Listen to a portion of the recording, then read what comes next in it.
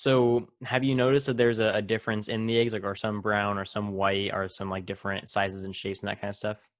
Oh yeah, you see some weird stuff with eggs. Like I remember the very first egg that my mom she was making me like an egg, and Mhm. then I think she was making herself an egg. She was making someone an egg with the very first egg, and she cracked it, and she was just speechless because she and I'd never seen this before either. It had like a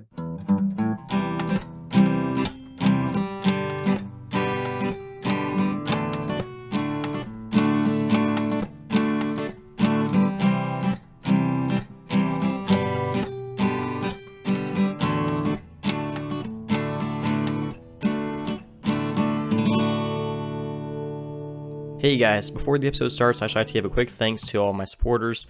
It's greatly appreciated that anyone who listens to this podcast supports it. It's very nice to know that people are willing to help out with this and that they see it to be something worth investing in. Right now, it's just faith. Thank you again, whoever you are.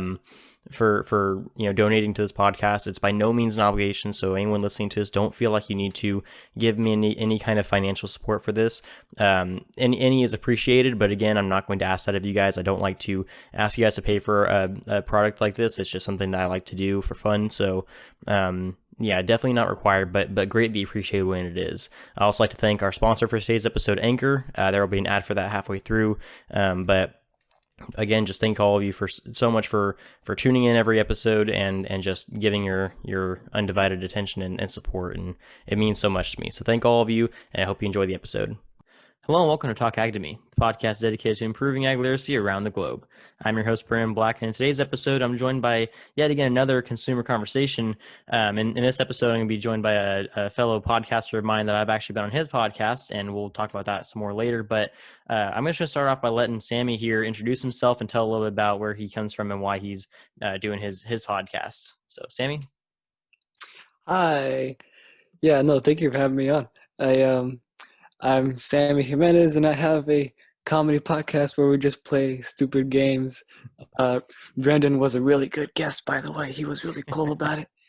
And we just play dumb games. That's basically it. It's called Sammy's Saga. Just look it up if you want to watch it or listen to it. Yeah, no, it's a lot of fun. I definitely have enjoyed hearing some of your episodes, and not just because I was in one of them, but that helps out too.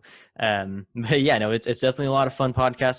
There was some shenanigans going on, some crazy games. It's just awesome. And in my episode, I actually got to share the episode with another guest, and we had to give a presentation off of just images, and we had to make up the story as we went. It was a lot of fun. So I'd recommend you guys go check out Sammy's podcast, the Sammy Saga, and I'll be sharing all that kind of stuff down in the description. But you'll hear more about that later on. For now, though, we have our own little question we want to answer. So, Sammy, before we get into this, because I asked all my guests this, do you, or if you do, could you kind of explain what, or if any background with agriculture you have? Yeah. I would say that I actually do. I don't know if it's in like the traditional sense. Um, but basically like we have at my house um like a chicken farm. We Hmm. have like a bunch of chickens, we have pigs, we have ducks, and we just like we farm the eggs from them and eat them. So we've been doing Nice. that for a couple of years, yeah. So is this in an urban setting, or is it more in like kind of like a country house? Yeah, it's definitely a countryside Okay. type of thing. Nice. That sounds awesome. Yeah, I personally haven't worked with any chickens. I'm more of a cattle guy, but yeah, no, I have a few family friends who grow chickens in their backyard. It sounds like a lot of fun. It's fun to watch them, yeah. Awesome. Well, yeah. So as I've kind of explained to you, this podcast is all about ag education, answering questions that my guests have about agriculture. Clearing up any misconceptions, kind of just talking about stuff. So before we jump into anything, do you have any questions that you've been thinking of? Anything that you're curious about? Anything you want me to explain more? Or should I just kind of roll with it?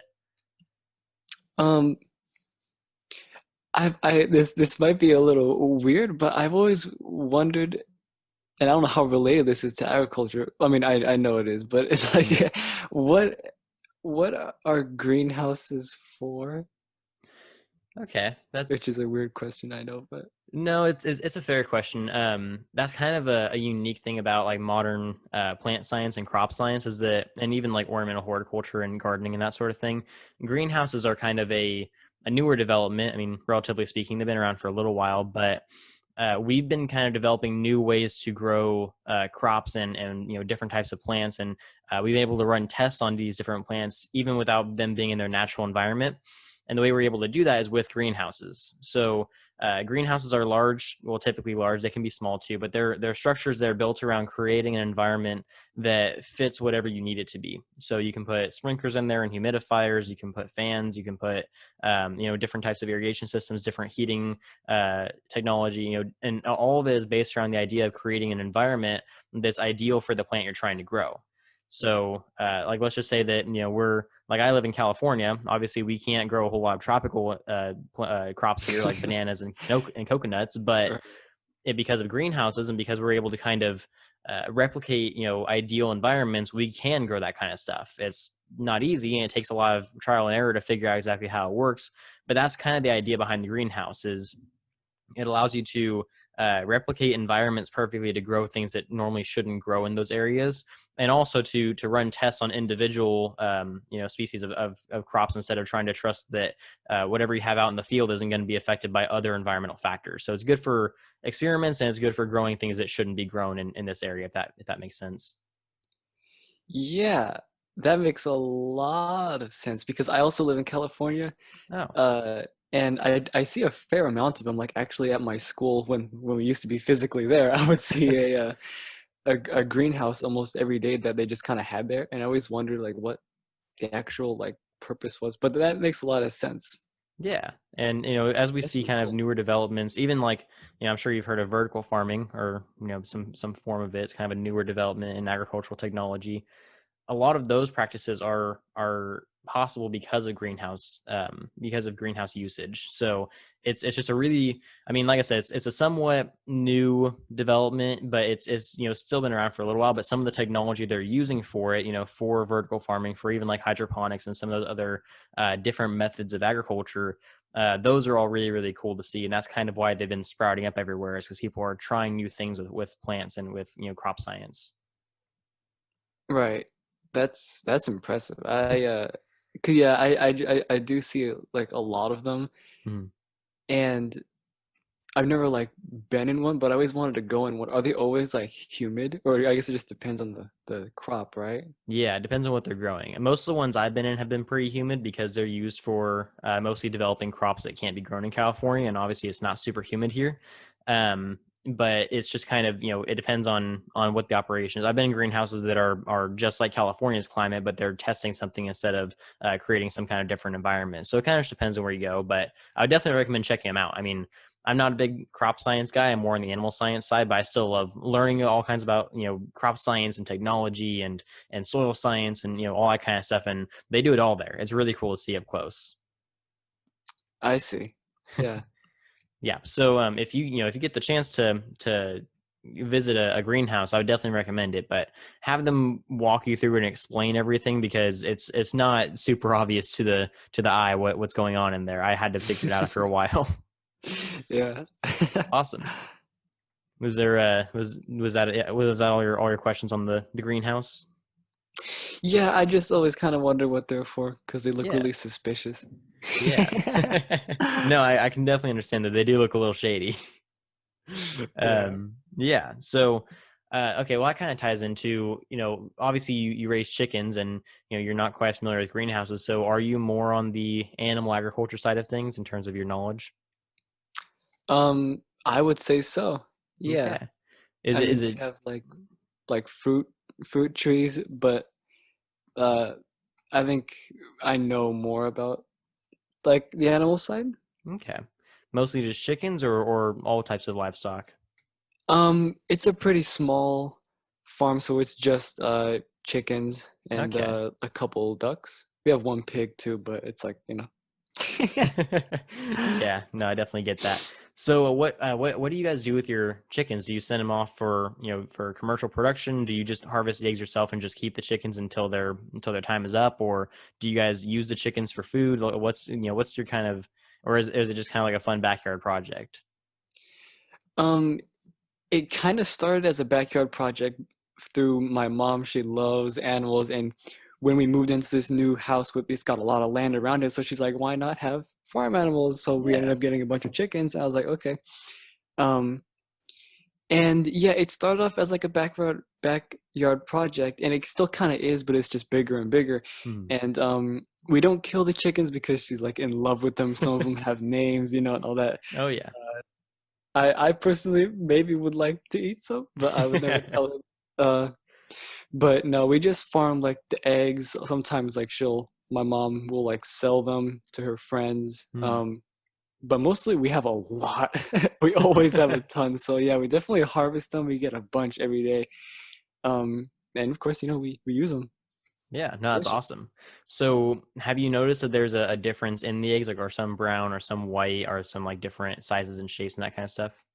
Oh yeah, you see some weird stuff with eggs. Like I remember the very first egg that my mom she was making me like an egg, and Hmm. then I think she was making herself egg. She was making someone an egg with the very first egg, and she cracked it, and she was just speechless because and I'd never seen this before either. It had like a double yolk Oh, in the egg. There's two yolks, and then she was like flabbergasted. Yeah, I didn't even know that was huh. possible, but I guess it was just like it was like a regular size egg too. And then it kept happening over and over. Like, okay, I guess it's just a normal thing. And then some eggs are just massive. Yeah. Huh. So, from the agricultural perspective, do you know what causes the eggs to be different? I don't know. Okay. So from what I've learned, like I said, I don't know a ton about the poultry industry. I'm more on the cattle side of things, but from what I've learned about poultry is that the egg color, the egg, size, all, what's in the egg, all that kind of stuff is influenced almost entirely. I mean, some of it's genetics, but almost entirely by nutrition. So like if you have chickens that are eating a certain type of diet versus some chickens that are eating a different type of diet, their eggs might be slightly different color. If you feed chickens a certain, because you always like I don't know if you've seen like the things on social media that say like brown eggs are healthier for you or white eggs are healthier for you, and Right. they never have any reasons why. They just say that one's healthier than the other. That's really not the case. I mean, I'm not sure if you were, I would assume that you were kind of you know familiar with that. Hmm. But like Yeah. people don't tend to realize that it's what the chickens eat that makes their eggs different colors. It has nothing to do with how good the egg is for you. It's still an egg. It's still got all the same nutrients as a regular egg, but people tend to look for any reason to change. Oh yeah, this thing is different, so it must be better for you, which really is not the case.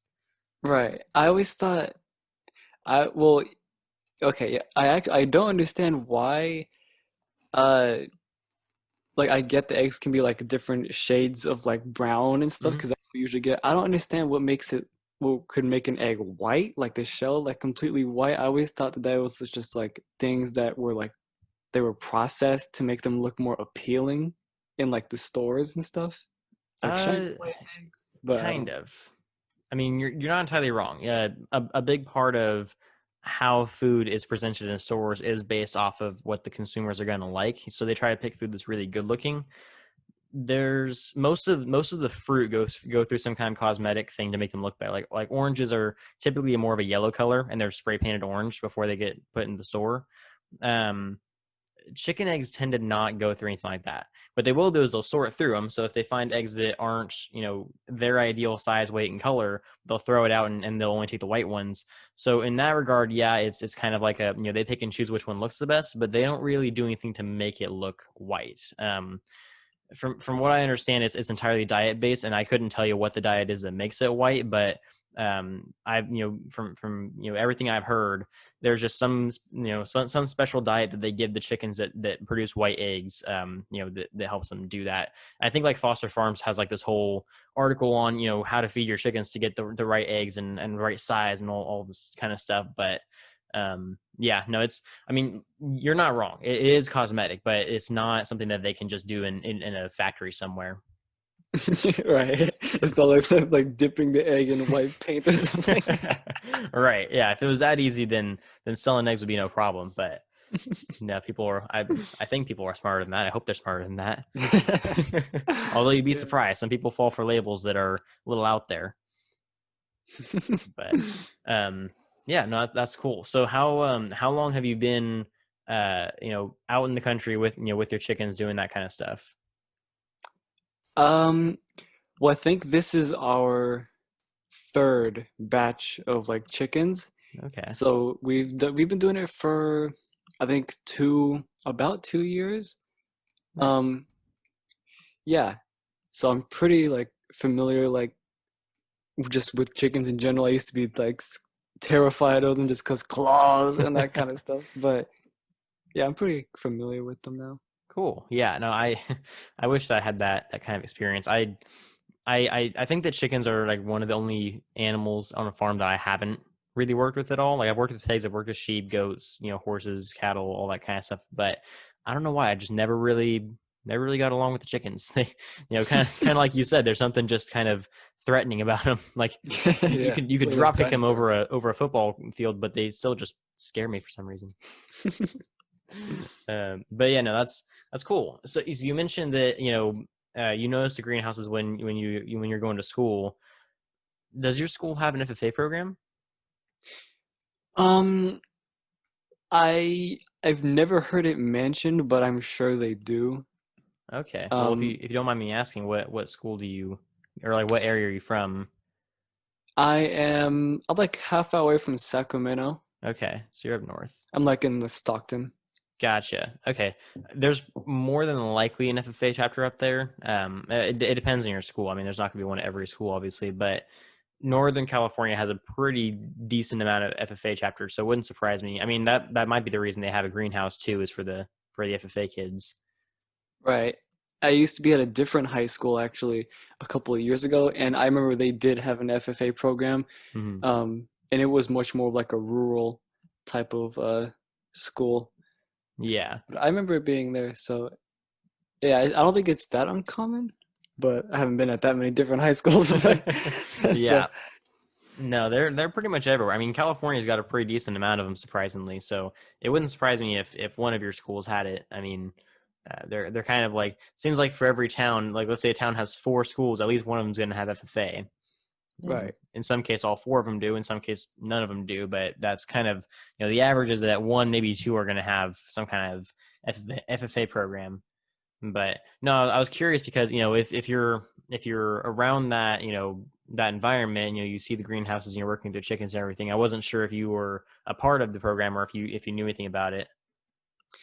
Um, no, I've never been a part of an FFA program. I had the opportunity to a couple of years ago when I was at the other school because I was in a class that was um it was well, I guess I kind of was, but I never really did any of like the activities that you had that you was like Mm, optional, only because I just wasn't interested in it, and I guess like the class was just it kind of was a requirement.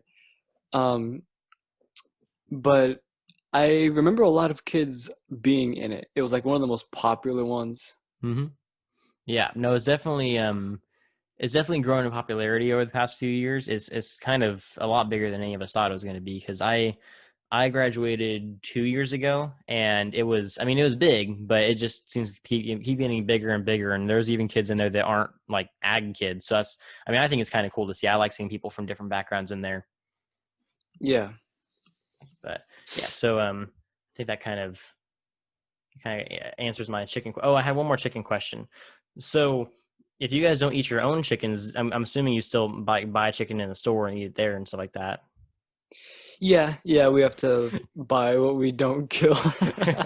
So you're not like completely like anti-chicken anymore.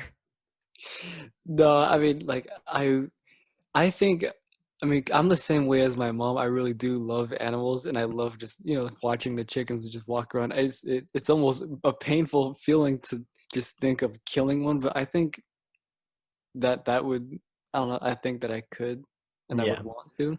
But Yeah. yeah, No. so we buy stuff from the store that's like, Okay. poultry and Yeah. No, and that's a natural response too. I mean, I used to raise cattle back in high school, and it's not easy having to let them go. It's kind of just one of those things. You get attached to them. I mean, they're still your friend. They're still part of your family, and it's hard to imagine how that process happens. It's kind of just a matter of like understanding that is what feeds people is kind of that's what always got me through it. But No, I definitely understand. I mean, I'm a big animal lover. I love working with animals. I love being around them. They kind of take all my stress away. Whenever I'm having a bad day, I go and see my cows, and that helps me kind of feel better. But no, it's kind of a I definitely, I've gotten the arguments before because, people are crazy and I don't want to judge you for everything you believe in. So I've gotten the arguments before that, like, aren't you if you raise your animals, then, you care for them enough to not let them die and all this kind of stuff. And it's like, well, as much as I would like them to not die, I also like that they are feeding a lot of people. So I'm going to continue to support it. Yeah, It's definitely not easy, but it's for the best. It's a good idea on all grounds, but it is what it is. I don't know.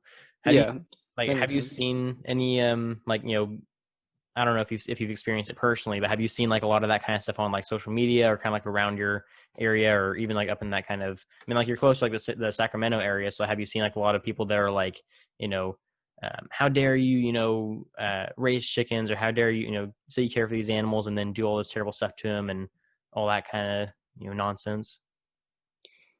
Um, I don't see a lot of people. Are you talking about like towards us, Well, I or mean, just just the idea? just in general, I don't know if you've seen it on like social media. I'm assuming you probably haven't gotten a whole lot of hate for it, but like because you're a small operation. But I wasn't sure if you'd like seen it on social media or if you like had kids at school that they were unhappy about it or anything like that. Uh, no, I've not really seen Hmm. anything like that, but I No. believe that there are. Yeah, no, for sure. I mean, I'm actually kind of surprised. I mean, maybe it's just because those are the people I follow, but they seem to be everywhere. But it is what it is, I suppose. Um, yeah. So. It's so I know you mentioned like just sort of like how you kind of how you relate Mhm. to uh not wanting to kill the animals but seeing the benefits, Right. and then we're just weighing them. And I kind of used to, I wanted to get your opinion on this, is that like I used to be against like hunting Hmm. because of the same reason. I just didn't think that it was just a nice thing to do to the animals. Right. But seeing it, like if you do like eat the animals and like use them properly, then I think it's okay because I realize that they are going to die a pretty harsh death anyway. Hmm. So I think it's a much quicker way to die, and it's they get used. So what do you think like of hunting? See, I personally support hunting. I don't do it much myself. I go dove hunting every so often, but whenever I go, I just give all my doves to this guy who turns them into soup. But I haven't been like deer hunting or anything, but I have family who does, and I. So the reason that I support it is, like you said, they're gonna go through some pretty rough stuff through nature, and we're not killing young or anything. We're killing full grown adults, Yeah. and the kind of like hunter's code is that if you don't kill it in the first shot, you need to take it down as fast as possible because the entire idea is that you're not trying to make these animals suffer. Hmm. So I definitely I support the idea, and like a good hunter knows that. A good hunter knows you shoot for the heart, and you make sure you make your like if you don't have a clear shot, you don't take it because you don't want to hurt the animal. It's entirely Right. like they don't feel it, they're out instantly, or you don't shoot them at all because hunters are compassionate too. They care about animals and they care about the environment and all that kind of stuff. And one of the main reasons they go hunting, besides for food, is also for population control. Um, Oh, there's the idea that a lot of animals get overpopulated super easily, and they start to eat too much of the land around them, and that causes a food shortage, which causes a larger population drop than would be necessary, and they run the risk of extinction. And so there's actually been some animals that were being hunted, and then they got taken off the hunting list because they were either endangered or they were, some environmentalists were trying to protect them. Then that animal ended up getting overpopulated and their entire species almost died off. And so it's like there's a healthy balance between overhunting and population control and environmental protection. And I think that there's a lot to be said about how we hunt. I mean, I think that obviously there needs to be a point where we say like, we can't hunt anymore because we don't have enough deer left. But considering how much overpopulation can happen if there's no population control, it could cause more damage than it would heal. So I think that there's a lot of advantages in it. that's really interesting.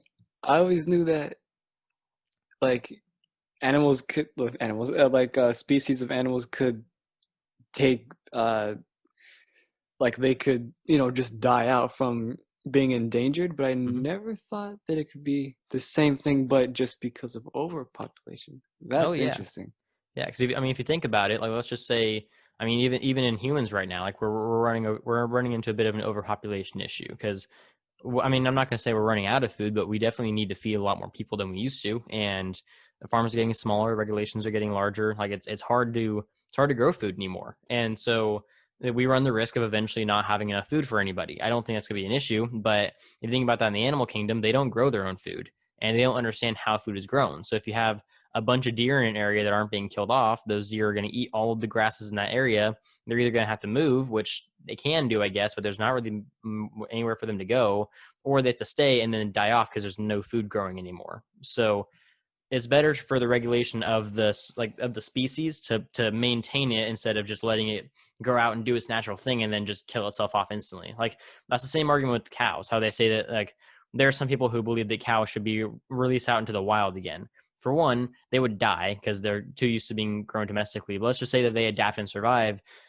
Cows almost went extinct way back when we domesticated them because they were overgrazing and then they were running out of food. We even saw like, there's like soil scientists who are saying that deserts were not entire deserts, but certain areas of land were deserted because animals are grazing too much, and it was even killing off the animal species that lived there. So there's a lot to be said about how we control the population and how that both fixes the environment and maintains those animals in how how much of them are actually left. So it's kind of complicated stuff, and the research on it isn't super conclusive, but a lot suggests that if we don't hunt or if we don't have any high population control for the animals, it could get a lot worse than it is. Right. Huh. So I That's definitely interesting. understand the arguments against hunting. As an animal Yeah. lover, it does seem cruel and terrible and all this kind of stuff. But I've been through the hunting safety classes. I've been through all the regulations, all that kind of stuff. I've seen it firsthand. I've talked to hunters, and all of them believe the same thing. The animal is worth protecting at all costs, and it's in the best interest of the animals as a species that certain animals are picked off. Right. So I How don't know. why this may be a simple question, but why do you hunt for dove occasionally? Like when you do, why doves? It's a similar reason. There's just a lot of dove in my area. I mean, like we're never gonna run out of dove. Like there's so many dove in my neck of the woods. So we just kind of, and it's really, to be completely honest, it's fun. They're very easy to pick off. They don't really suffer very much. Like you just hit them once with a shotgun and they're down. Yeah. You can pick off a lot at once, which is fun too. You're not just hitting one animal and then you're done for the day. There's still caps on it. You can't shoot past a certain amount. You can't use a certain amount of tags or whatever. But mostly because I just am not that great of a shot. And so dove is like one of the few things I can hit. And so my dad and I just kind of go every couple of seasons or so and just hang out with his friends and we shoot some dove. And then at the end of the day, we have a guy there who likes making dove soup. So we all give our dove to him that way he can go feed his family. So it's kind of it's a nice little tradition we have. I mean, I wouldn't say that we're like super serious dove hunters by any means, but it's kind of just like a fun day out. Right. I only asked that because there was a spot literally right across my street. Hmm. Um, there's like this big. It's like I mean, first of all, there's a big farm right across the street, but Yeah. because it's California, But um, there's also like this pond, Hmm. um, and it's got a name, but I won't say it. And it's basically you can park in like this little parking lot. It's just like dirt area, but you can park there, and people park there all the time to go dove hunting, Hmm. and like you can literally hear the gunshots from like inside my room. Oh yeah. No, It's it that gets very close, loud. and sometimes it sounds a little extensive, Hmm. but I don't really know. I just feel like that's something I just got used to. Yeah. My dogs don't love it, but Yeah, no, my dogs had issues with it too. I mean, I lived in the city and we could hear it, way out in the country, it would echo that far. So it was, I definitely understand what you mean when you say it gets extensive. I think it kind of depends on the person. Some take it really, really seriously. Some just like to do it for fun. So I Mhm. definitely think that there are some hunters who go a little overboard. I think that in anything, any practice in the industry, anything, there's always going to be people who either take it too far or who do what they're not supposed to do. Like there's supposed to be Right. regulations on like how far you are from a private property before you're allowed to shoot anything. There's regulations on how many you're supposed to be able to shoot in a certain amount of time. Like there's some people who don't follow those rules, obviously, but people who do, yeah, you can still hear the shotgun from a few miles away, but they're not doing it in a dangerous proximity, and they're not killing a dangerous amount of dove, if that makes sense. Yeah. Yeah. But yeah, no, I think It's that's just kind of, sorry, go ahead. no, yeah, I was just gonna say it's something that I uh never expected to hear like on like because I think I don't know when the season started. I think it was a couple months ago, but I Mhm. remember as soon as it started, the cars were just literally like down the road. Oh yeah, that must be a popular spot over there. It We is, we yeah.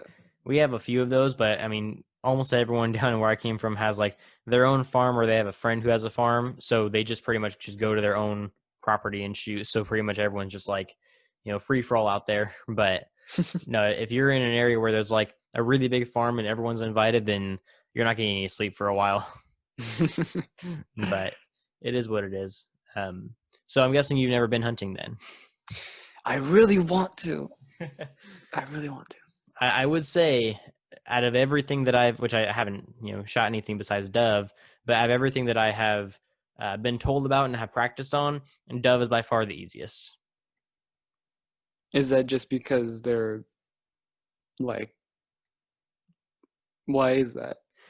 It's hard to say. I mean, I guess just because like they have a very, very predictable pattern. They fly into the trees, they fly out of the trees. You can kind of tell what time they'll be out. They're super easy to hit because they're just like kind of like a slow moving, target.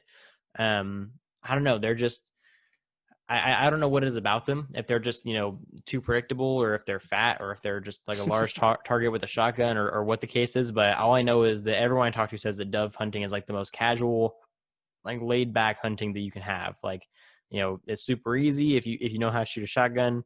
It's just like they're out of the sky instantly, throw them in the back of your truck, and then you're good to fire up for the next one. So it's kind of just like I don't know. That's kind of the one that I've always been told to start with, and that's kind of the one I did start with. But maybe some other hunters have some different opinions. Right.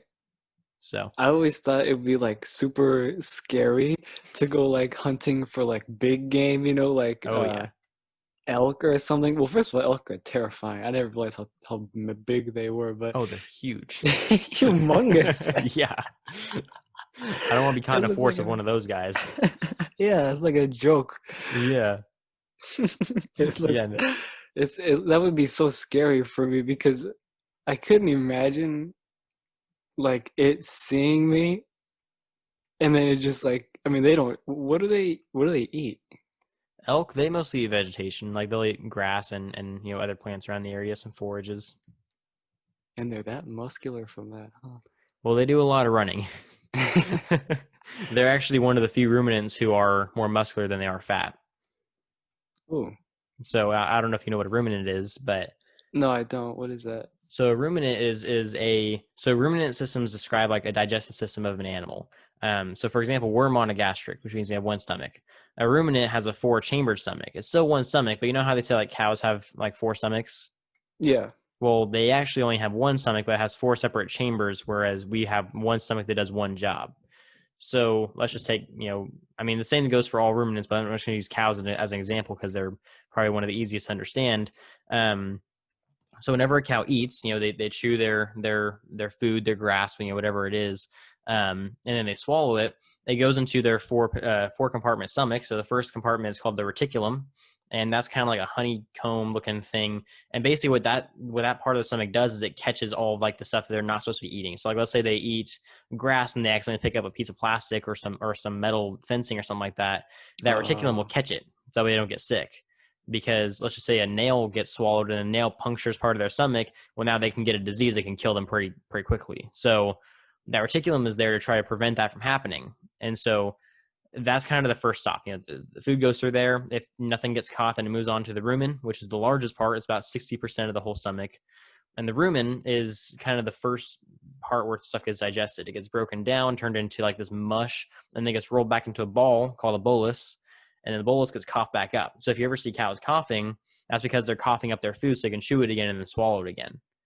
So they're Really? they're interesting animals, and all ruminants do this. Sheep, goats, deer, elk, anything that has a 4-chamber stomach is a ruminant, and it eats this way. So they regurgitate their food, they swallow it back down, it goes through the rumen again, and then goes through the omasum, where all the water and other like liquids gets taken out of it. So it gets dried, and then it gets sent to the abomasum, which is like the true stomach. That's where all the digestion happens.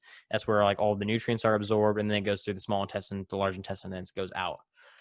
Which I know is a lot to take in, but uh, No, that makes so sense. Yeah. yeah, so cows, sheep, goats, deer, elk, all of them eat that way. The difference is that cows, sheep, and goats tend to be less muscular just because they're stationary. They don't have to run, they don't have to do anything. They can just kind of sit and chew on stuff.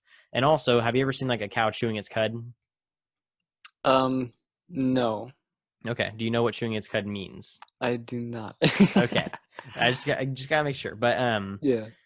so when they're chewing their cud, that's when, like, if you ever see a cow like just like sitting in a field like just chewing, like he's not chewing on anything, he's just chewing. Oh, yeah. That is them chewing their cud. And what happens is they cough up that bolus I mentioned earlier, and they chew on it again and then swallow it again. So if they're just chewing, then that means that they're digesting properly. And not just that, they're also calm. So if you see them chewing, then they're at their calmest state. They're not, they're not annoyed, they're not aggravated, they're just kind of chilling.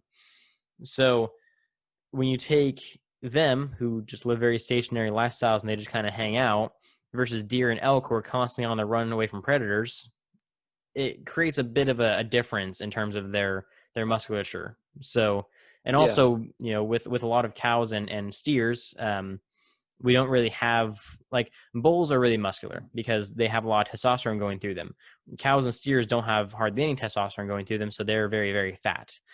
Right. With deer and elk, they have testosterone going through them, and they're constantly running and they're constantly fighting, and they're kind of like, I mean, I guess you could say bucks are basically the bulls of like the deer and the elk and all that kind of stuff, but they're very, like, I wouldn't say aggressive animals, but they're very active animals. Like they're always moving, they're always fighting, they're always running away from predators. So like they're building up muscle like from day one, basically. Right. So that would explain, like, even though they eat the same thing that a cow eats, they're way more toned. Why does a cow or like all those like animals like sheep and cows, why do they have that first part of the stomach Mm-hmm. that like you said just make sure that they don't die from eating something dumb? Because I wouldn't think that like if they were in the wild Mm-hmm. and they were like thriving that they would be eating plastic and stuff like that. Well, I think they originally evolved to have that part of their stomach after eating things that their digestive system just didn't need. So probably like bark and rocks and other stuff that their digestive system just can't handle. So I think that's where it started, and then now it's just kind of like, since we since we domesticated them and they've kind of adapted to our newer technology, it's probably just gotten stronger to be able to handle like metal and plastic and that sort of thing, is my guess. I don't know for sure. I'm not sure if there's been a whole lot of looking into that, but from what I've seen from like the evolutionary biology of cattle, it seems to be that it's just gotten a little bit bigger and a little bit stronger to be able to handle like newer types of materials, but mostly it was used for like rocks and stuff like that. I see. Okay. So That's pretty cool. yeah, and then also, since we're on the topic of digestive systems, pigs and horses are very different than cattle and all of them. Even if they eat very similar things, they have a very different way of digesting it. So horses, for example, have what's called a modified monogastric system, which means that they have a single stomach just like we do. Like their digestive system is exact same all the way until right before where their waste comes out. I'll put it that way. um, so they have a part of their stomach called the cecum, or it's actually part of the large intestine. And their cecum is really, really, really big, like way bigger than ours. And not just because they're horses, it's bigger than it naturally would be if they were our size. And that cecum is for fermentation. So after they eat all of their grass and all their hay and all that kind of stuff, goes through the whole system, they ferment it, and then that's how they collect their nutrients, because their stomach isn't as strong as ours to be able to just suck the nutrients out. So that fermentation is used to kind of break it down to an even further degree to kind of digest certain like bacteria and stuff like that. They give a very, very strong like antibiotic gut. That's why horses have a hard time getting sick, because they have a really strong like immune system because of the amount of bacteria they're able to absorb from the fermentation. I So see. yeah, so then they pass it and all that kind of stuff. Why they had developed that, I'm not really sure. My sister would know; she's the horse expert, but I don't really know why they have a need to ferment. It just kind of happened, I guess. But pigs, on the other hand, have you heard of like pig transplants? No. Okay. So pigs actually have the closest internal biology to humans. Like we have the same heart, we have the same valves, we have the same stomach, we have the same like everything in them is almost identical to our own. So there are Oh, I think I know what you mean. yeah, so there are actually some transplants. They're called uh how what are they called? Like like a xenoplant or something like that. I can't remember what the actual term is off the top of my head. It basically means that they take like the heart out of a pig and put it in a human, or they take like the valves out of a pig and put it in a human, or a stomach out of and it works. There's actually been like, sure, the body can reject it, but they do the same thing to a human donor. So they actually found a way to make pig transplants work, and it's kind of amazing when you think about it. Like we can use pigs to cure human illnesses just because of how xenotransplantation, that's what it's called.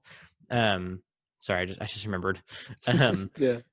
but yeah, so pigs, they digest just like we do. They have the exact same stomach as us, and they even have the same everything else as us too. So if like, let's just say you have a heart condition, you can have a pig heart in you.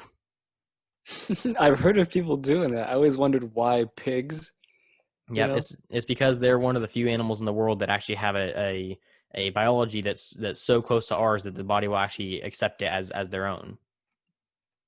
Hmm, So if that doesn't that's keep you interesting. up at night, I don't know what will. So, like, if we're that close to pigs, how, like, what do pigs really eat? Because I know it's really just like mush, like in like the farm, like the actual farms. Because Hmm. we have a pig, but I don't think I think it's a little different from like actual big farms. Like, what's actually in a pig's diet? So pigs can have different types of diets depending on the operation. Pigs are actually omnivores, so they can eat meat and plant material. You usually don't want them to eat meat because it causes some behavioral issues if they eat meat. They can kind of go into a frenzy, which is not good. Ooh. But if you like, most pigs get like a mix of soybeans and some grain and some forages and stuff like that. It kind of just depends on what they're going for. But the idea behind the pig is to get a healthy fat to muscle ratio. So they usually feed them some soybeans, some corn, some other stuff that can kind of fatten them up, and then they give them some protein to really beef up their muscle, and then that's kind of their diet. So it kind of just depends on what the operation can afford. Sometimes they'll feed them just like junk, they'll feed them like grapes and carrots and stuff like that because they can handle it. But it kind of just depends. So it's hard to say like definitely, but I know they have like grain and corn and stuff like that, and some soybeans and other stuff. Right. Okay. Yeah. Because I know that. Well, since you mentioned that we're kind of just similar, I just wonder how similar could they eat then to us? You know, Yeah, I mean, really, you could feed them anything a human eats, and they could probably digest it just fine. just toss them a Snickers bar. I mean, I honestly don't see why not. I mean, if we're that similar, they probably handle it just fine. It might take them a little while. They might have the runs for a few days, but it might work. I actually know that there are some farmers who feed their they're not farmers, like slaughterhouses. They actually feed cattle like chocolate and stuff like that before they slaughter them because it lowers their stress levels. Oh, really? Yeah. And have you ever heard of Wagyu beef? No. Okay, so Wagyu beef is like super, super, super expensive, like exotic meat. It's like only in Japan. They won't even let us take any of their bulls to breed them because they want to have the only exotic meat in the world. And these Wagyu animals are treated so well, like they're treated better than most Japanese citizens, pretty much even better than most American citizens. Like the entire lifespan of the Wagyu bulls and cows and steers is they get hand fed beer, like handmade beer, and they get massaged all day until it's time to go to bed. No way. Yeah, it's crazy. Like they get like the absolute pamper treatment until it's time for them to go to bed. And in the morning they start all over again. And it's supposed like the best meat in the world. What kind of animals do they do that on to get They're that all meat? cattle. It's Oh wow. Okay. so like bulls and cows and that kind of stuff. It's all just it's a specific breed of cattle. They're Wagyu animals. Um, yeah, no, they are. There's something else. I've never had a chance to try them because like one steak is like hundreds of dollars, but Wow. they are like supposedly like the best steaks ever because if feeding them the beer and massaging them for 24 hours a day lowers their stress levels so much that the meat is like more tender than should be possible. Like because you can only lower stress levels so much with modern agricultural practices. Not that they're high or anything; they're actually really really good compared to how they used to be. But while our beef is tender, theirs is like melt in your mouth kind of tender. It's wild. You're making me hungry now. It Me sounds too. good. Yeah, no, I really want to try it. I don't have the money to fork over for it, but I would die to try a Wagyu burger. Ooh. That's really interesting. Wow. Yep. So, any more questions for me? Yeah. Okay, so like we have a Burger King really close to us. I don't eat at Burger King that often. Hmm. But I think it was them that like said that they have like the Impossible Burger. I Yeah. think it was them. And it has zero actual meat. I think that's what it was. Mhm. I haven't I don't think I've tried it, but what do you think, like how would it taste the same, or like what goes into the burger instead, do you think? So the burger itself is made out of mostly like soy and tofu and other like protein supplements. I haven't personally tried one yet. I'm not opposed to it. I don't particularly agree with the idea of it, just because it's the entire campaign is to try to get rid of animal agriculture, which I'm against. But it's Right. still, it's still farmers at the end of the day. It's still food produced by a farm, so I'm not against it. It's just that I don't think that the statement behind it is necessarily worth supporting. But I've never tried the burger. I mean, I will at some point. I've been told by many different people that it tastes just like it. I've also been told it tastes nothing like it. So I have no idea what to believe. I just know that it's made up a lot of like protein supplements that are supposed to give the same nutritional content as a hamburger, but I guess it's just literally the only difference from what I've been told is just it makes you feel better about yourself. I guess like there's not really anything about it that is significantly different. I've been told it like, but I've also been told that like grass-fed burgers taste different than grain-fed. I don't know if that's true either. It's hard to say for sure what is truly different about it, but the nutritional content seems to be exactly the same. The way they produce it seems to be fairly similar in terms of like how they actually produce the burger. They take like ground up versions of the ingredients and mix them all together and that kind of stuff. But I don't know. I'd be interested in trying it and seeing how it sounds. I've had this conversation with a couple people before, and they all ask me the same thing, like, what do you think about it? Is it a bad idea? And I always tell them the same thing. It's like, I don't want to support it, but it's agriculture, so it's fine. I don't really care. It's just kind of, I think that anytime you politicize food, it gets kind of dangerous. Yeah, But, that makes sense. but yeah, I no, w- I would definitely want to try that too. yeah, I think I'm going to one day. I'm gonna have like a day of like just trying all the weird foods like grass fed beef and the Impossible Burger and like the lemongrass burger and all that kind of stuff. Yeah, Which I'm sure you've heard about the lemongrass burger I haven't commercial heard of that too. one. What is that? Okay, so Burger King actually like this is just a couple months ago. Burger King released this commercial for the new lemongrass burger that they've been advertising.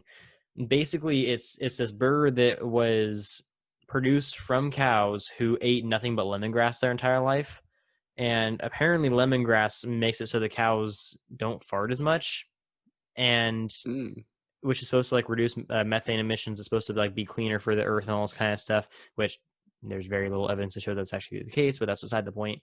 Um, this entire commercial was talking about how like everything that's going on in the animal agriculture industry is terrible and how it's causing all this pollution and it's destroying the environment. Well, we have a burger that doesn't do that, and so they advertise the entire thing, which raised a couple questions for me. First of all, if just that burger is better for the environment and the whole rest of their menu isn't, then why are they selling that burger and trying to devalue the rest of their menu? And I also, see.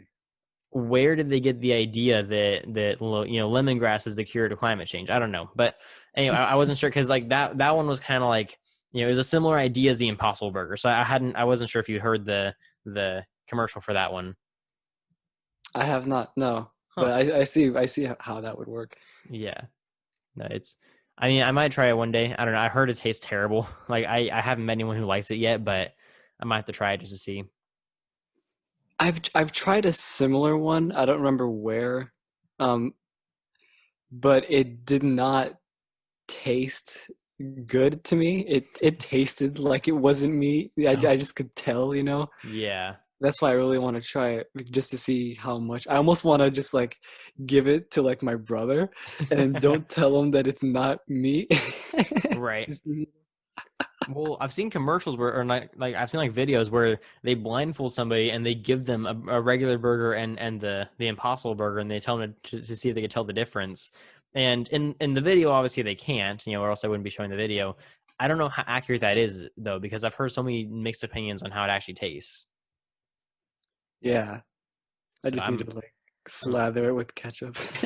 yeah, might have to do a little test with it and just see if it's worth if it's worth what it says. But Yeah, I mean, did that kind of answer your question all right? yeah.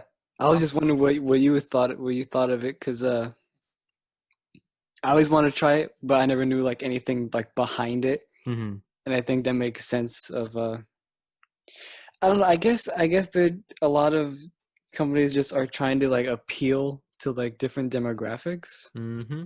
The ones that really don't want to eat meat, but if it tastes the same, Right. I think that's kind of ironic in a way. Well, I've had that same conversation. Like, if you want it to taste like a burger, just eat the burger. Like, it's if your idea is that tasting meat is terrible and cruel and all this kind of stuff, yet you want to taste meat, that seems to be a conflict of interest. Yeah. So I don't know. I'm kind of lost on that part, but now maybe it's worth trying. Might be something to an interesting experiment. Yeah. Awesome. Well, did you have anything else for me?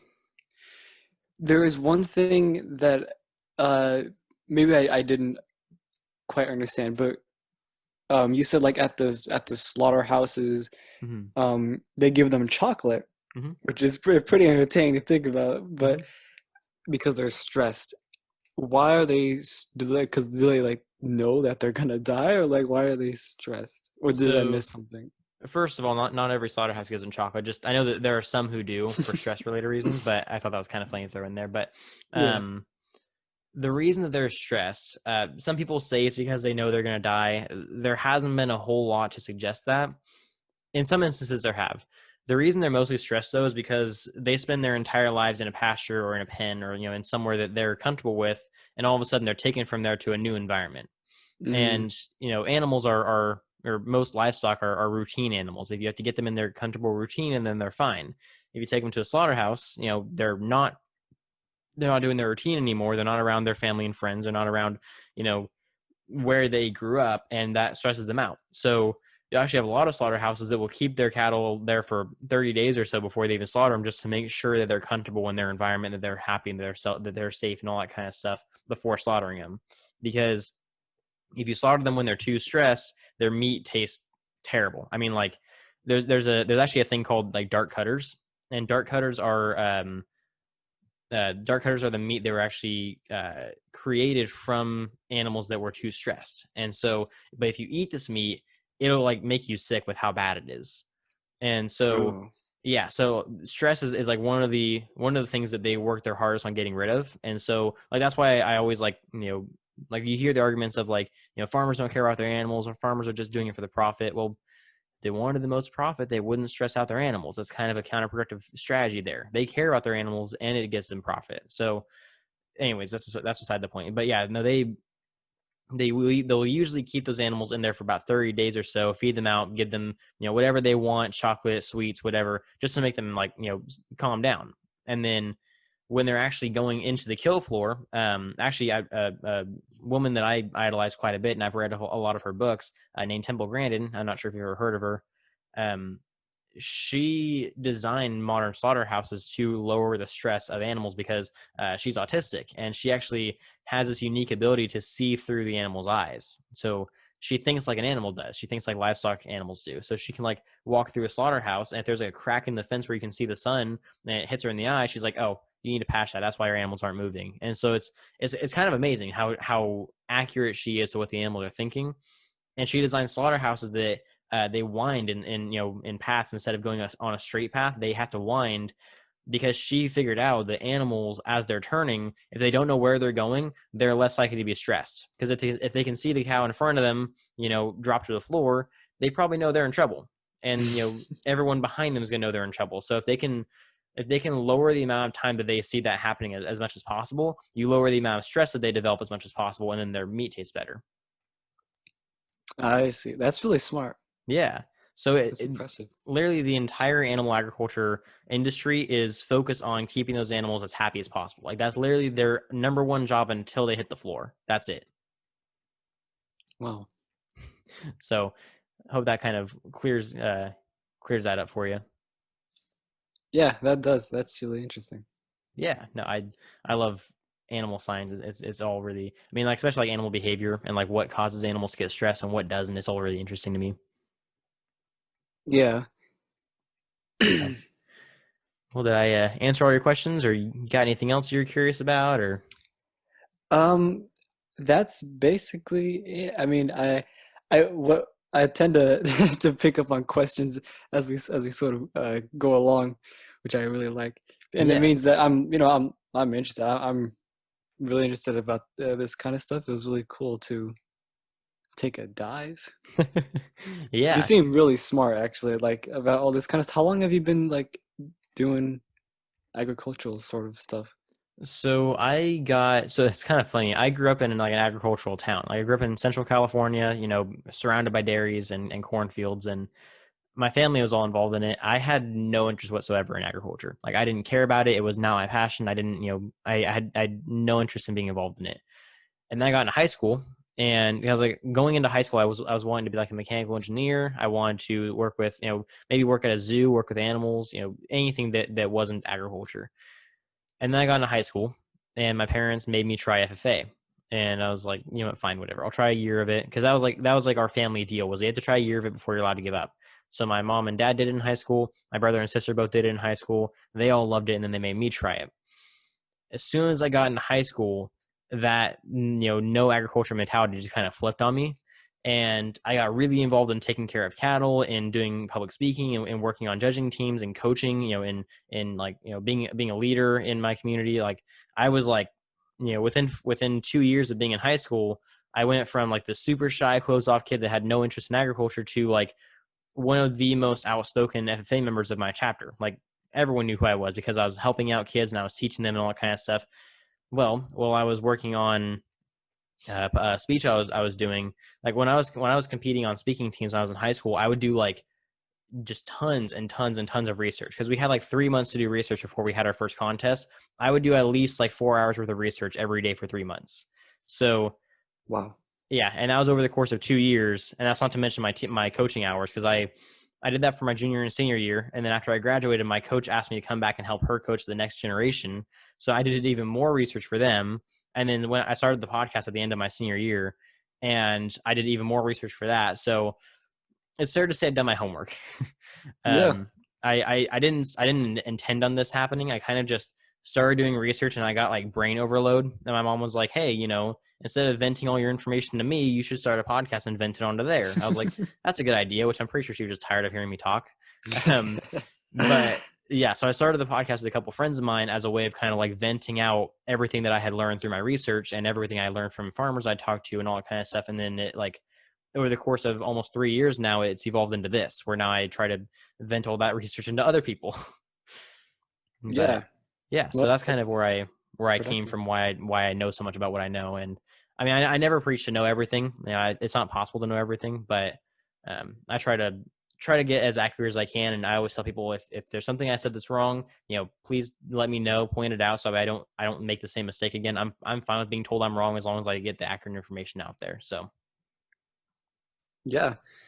That's that's impressive. To say the least. I'm glad that someone who's doing this, someone that's doing this, um, like you, definitely knows what they're talking about.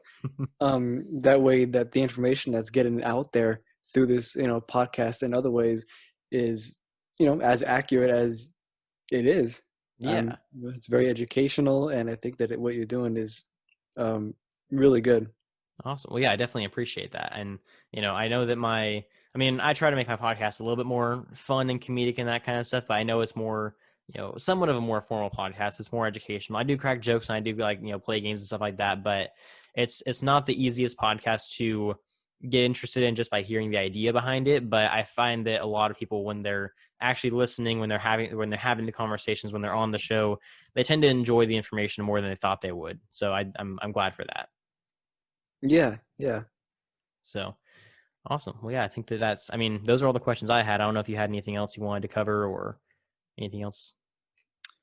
Um, no, I think that's it. Awesome. Well, yeah, that puts us at almost exactly an hour, which is, average runtime for my episodes. So that works out perfectly for me. So Yeah. yeah. So before we wrap out, I do want to give you the chance to plug anything you want to plug again. Plug your podcast, social media, whatever you want to do. Tell people where they can find you or where they can't find you if you don't want to be found. Tell my address. Come to my house. Thank you. Yeah, so just once again, I'm Sammy Jimenez. I run the comedy podcast called Sammy's Saga. You can look up on Google. I also have a website.